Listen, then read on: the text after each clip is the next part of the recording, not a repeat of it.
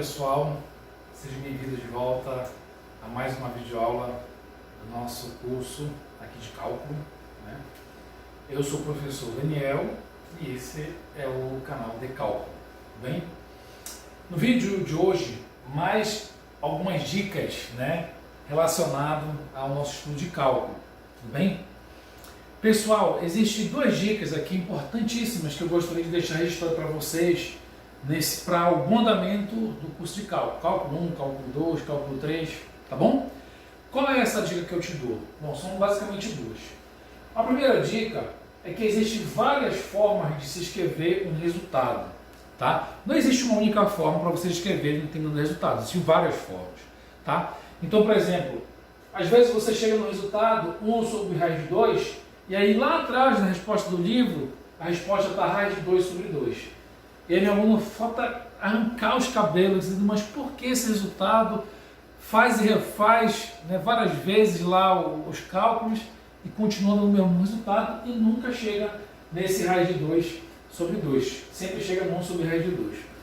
Isso acontece direto, isso acontece muito na resolução dos exercícios, mas bastante, muito que vocês não podem imaginar. Então o que acontece? Na verdade, o livro de cálculo ele sempre joga de uma forma, digamos, mais simplificada. E dentro desse contexto de simplificar ao máximo, o que acontece? Acontece o processo de racionalização, que é fazer o quê? Você tirar sempre essa raiz de baixo. É como se fosse uma regra geral de nunca deixar a raiz na parte do denominador.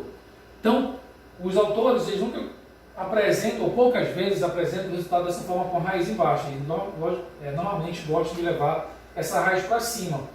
E aí, para levar essa raiz para cima, o que você precisa fazer? Você tem que multiplicar em cima e embaixo pela raiz de 2. Aí fica mais ou menos assim, ó. Vou escrever em azul. Você teria 1 sobre a raiz de 2, e aí você teria que multiplicar em cima e embaixo por raiz de 2. Por que eu estou multiplicando em cima e embaixo por raiz de 2? Porque é uma divisão, é como se fosse uma balança. Então, para não desbalancear o que eu tenho, eu jogo a mesma quantidade que eu jogo em cima, eu jogo embaixo, e aí eu não altero a minha divisão, a minha fração, né? Então, eu tinha 1 sobre raiz de 2, aí eu multiplico e divido ao mesmo tempo por raiz de 2. Então, eu só acho que, olha, se eu multiplico e divido, eu posso simplesmente cortar e voltar para o que eu tinha, na verdade? 1 sobre raiz de 2. Mas eu não vou cortar, porque esse não é interesse. O interesse é justamente fazer a racionalização. E aí, ó, você multiplicando em cima e embaixo por raiz de 2, olha o que acontece. 1 vezes raiz de 2, raiz de 2. Raiz de 2 vezes raiz de 2, você tem a capacidade de fazer o seguinte. Você vai multiplicar o que está dentro e manter a raiz. Então vai ficar assim, ó. A raiz de 2 vezes 2, que é 4. Tudo bem? Propriedade de racionalização, de raízes. E aí, raiz de 2, eu não tenho o que fazer, vai ficar raiz de 2, em cima vai ficar o próprio raiz de 2, em cima. E aí embaixo ficou raiz de 4. Quanto é a raiz de 4, pessoal? A raiz de 4 é 2. Né? Então, embaixo ficaria apenas 2. Tá? Então, eu consegui transformar 1 sobre raiz de 2, multiplicando em cima e embaixo, raiz de 2 sobre 2. Ó. Raiz de 2 sobre 2. Tá ok? Isso acontece muito durante o processo. E aí meu aluno tem pouca experiência, ele não consegue entender isso, fica procurando a resposta, sendo que a resposta já está ali. Tá? Isso aqui está certo. Só que existe só mais um pequeno processo para você chegar até a resposta do livro. Tá certo? Mas ambas as respostas estão certas. Tá ok? Logicamente, se seu professor pede, na hora que ele vai passar a prova, ele diz, olha, eu tenho que chegar até a última etapa, incluindo a racionalização. Aí você já está experiente, você sabe que essa aqui é a resposta certa, mas como o seu professor quer a resposta sem a parte de raiz embaixo, ou seja, já racionalizada, aí você faz o processo que eu fiz aqui até chegar na resposta com raiz apenas em cima e não embaixo. Tudo bem, pessoal? Mas, a rigor, as duas respostas estão corretas, tá certo? Você tem que só se habituar àquilo que o seu professor aí no seu curso ele vai lhe exigir. Tá ok? Então, é simplesmente a forma como se escreve. E existem outras técnicas, né, que você utiliza, você vai perceber, que você vai utilizar para poder transformar a resposta que você obteve numa resposta que está no livro.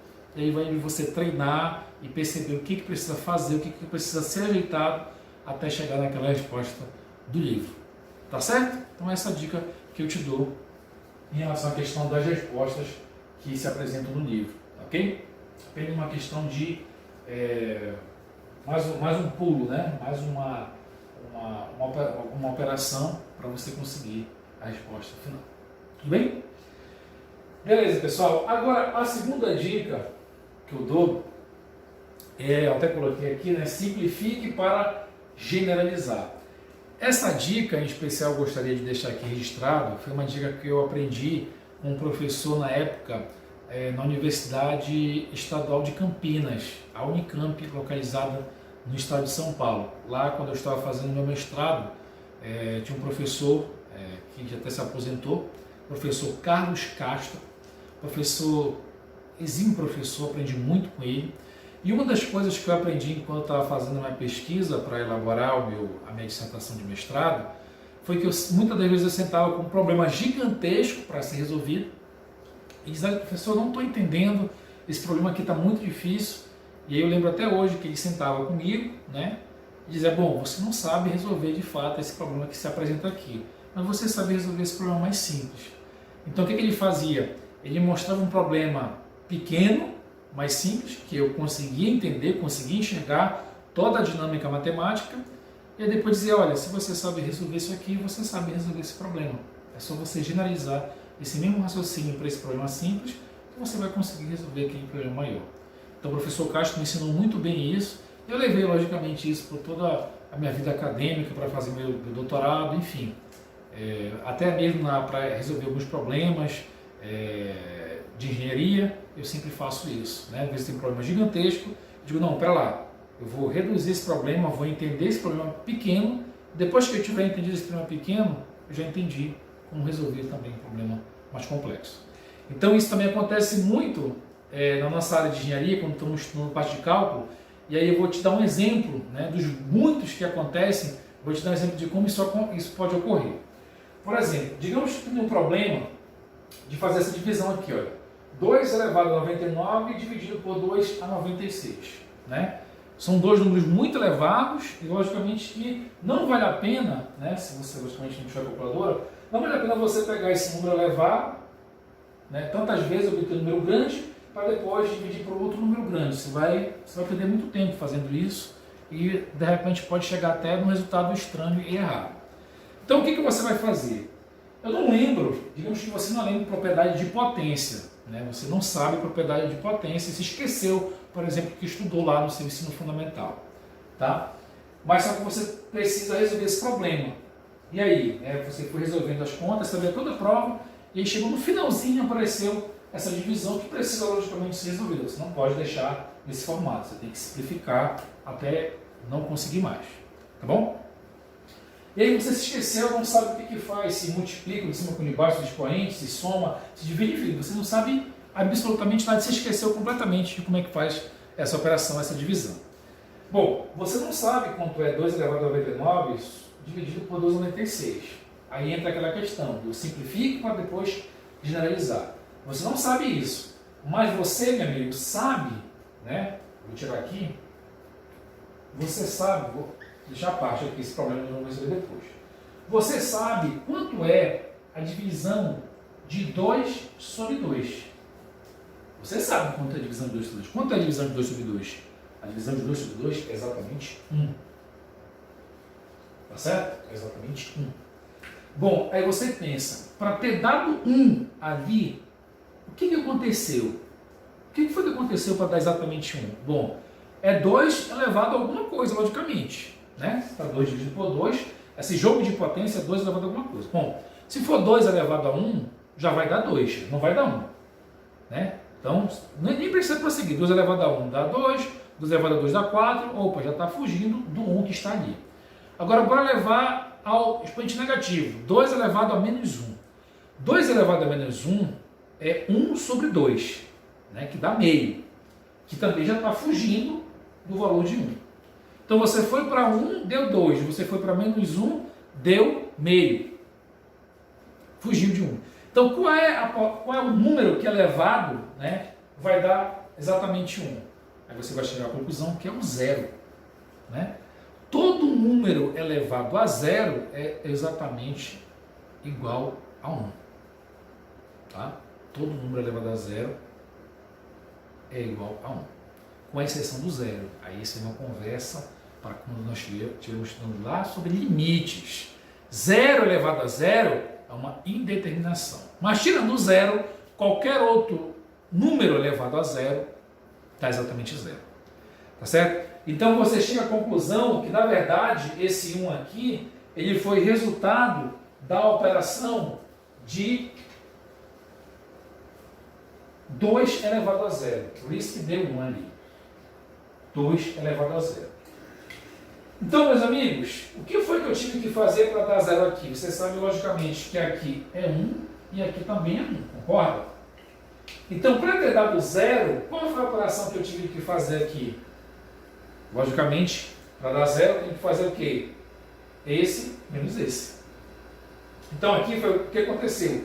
Você conservou a base, 2, e subtraiu os expoentes. A divisão, ela subtrai os expoentes.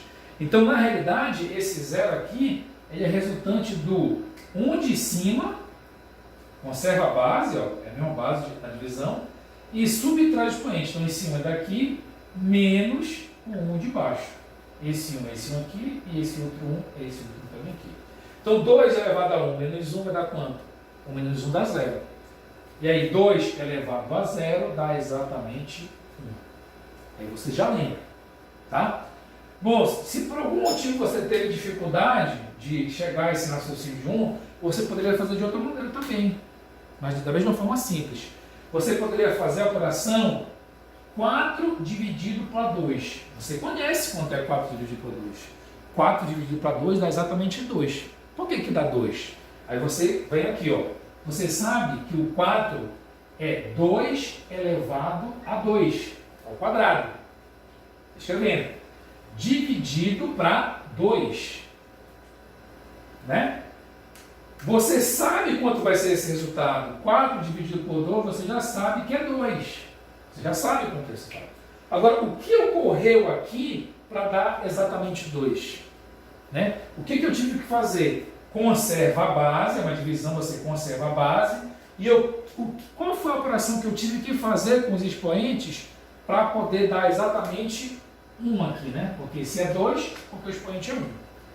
Então você vai perceber que aconteceu o seguinte: se você pegou o 1 daqui, né, e subtraiu de 2, logicamente que vai dar um negativo, vai dar menos 1. Não tem menos 1 aqui, tem 1. Então, a única possibilidade é fazer 2 menos 1. Então aí você já consegue perceber através desses dois exemplos que você vai para um exemplo mais simples e entende o que está acontecendo para depois ir para um problema maior, mais difícil. Tá? Então o que acontece no fundo é que sempre, vou até apagar esse 1 aqui, sempre você, aqui ficou 2 menos 1. Numa divisão de mesma base, você sempre conserva a base e subtrai os expoentes de cima menos o de baixo, tá? Então nesse problema aqui difícil que se apresentou, o que eu posso fazer agora, já que eu entendi através de um modelo mais simples? Eu vou conservar a minha base, que é 2 em cima, 2 embaixo, a base é 2, e vou subtrair os expoentes. Mas qual é a ordem? O de cima menos o de baixo. Aí você ficaria com 99 menos 96. A simples subtração. E aí isso aqui ficaria então 2 elevado a 99 menos 96, é 2 elevado à terceira, que no final das contas é exatamente 8. Tá? Para aqui a resposta final. Entendido, meus caros? Então, esse foi um exemplo à parte, mas isso acontece em tudo. Eu vejo meus alunos às vezes se perguntando com exemplos simples, né? Poxa, o que acontece se eu fizer isso aqui? Como é que acontece? Logicamente que isso é um problema da base de vocês, do ensino médio e ensino fundamental, que não foi trabalhado como deveria ser trabalhado, e aí existem algumas pequenas lacunas de aprendizado. Só que essa dica aqui, né, de você tentar simplificar, te ajuda muito. Porque você sabe, o conhecimento está lá, mas às vezes, da forma como se apresenta, está muito difícil ou te faz embaçar a tua visão. Aí você pega aquela coisa difícil, tenta trazer para uma coisa que você sabe, que você conhece, aí você vai gerar o aprendizado simplesmente naquele pequeno exemplo que você está fazendo e vai conseguir resolver aquele problema maior. Como isso é comum na engenharia? Eu vou ter oportunidade com vocês aqui, quando estivermos resolvendo limites, derivadas, e chegar na parte de integração, eu vou ter a oportunidade de fazer isso com vocês, de fazer uma pergunta difícil e a princípio não saber, eu vou reduzir isso para uma escala menor, onde todos vocês vão saber responder, e depois vou gerar esse conhecimento e depois vou generalizar para poder obter a resposta daquilo que seja mais complexo, mais difícil. Tudo bem? Então são essas duas dicas que eu dou hoje para vocês, tá? Aguardo com carinho, isso vai servir muito para vocês no decorrer do curso de cálculo e também para o restante do curso de engenharia de vocês aí. Tudo bem, pessoal? Pessoal, mais uma vez, obrigado pela audiência aqui no nosso canal. Acompanhe os próximos vídeos, vai ser uma constante estar passando dica para vocês, né, do dia a dia da engenharia. E espero que vocês tenham gostado dessa aula e aguardo vocês até o nosso próximo encontro, com nossas próximas dicas, as próximas videoaulas, tá ok? Muito obrigado a todos, até mais, pessoal. Obrigado.